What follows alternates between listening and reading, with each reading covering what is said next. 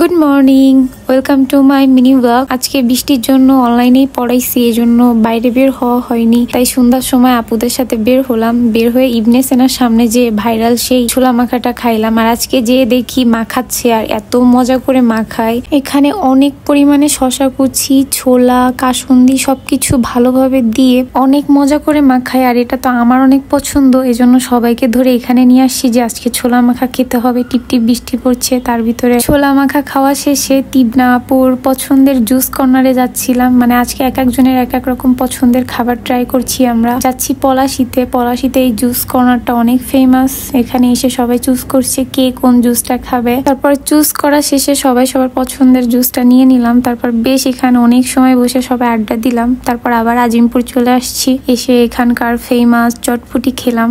বৃষ্টি পড়ছে তখনও টিপটিপ করে, আর বৃষ্টির ভিতরে গরম গরম চটপটি। এই চটপটিটা অনেক মজা। তারপরে 20 টাকার আবার এতটা পরিমাণে দেয়। তো উপরে চলে আসলাম খাওয়া দাওয়া শেষে। আর এসে আশা আপু আমার জন্য খিচুড়ি রান্না করলো। আশা আপু থেকে খিচুড়ি খাইলাম। তারপরে অনেক রাতে পাপড় ভেজে সবাই মিলে বসে আড্ডা দিলাম। তো সবাই ভালো থাকবেন, আজকে এই পর্যন্ত। আল্লাহ হাফেজ।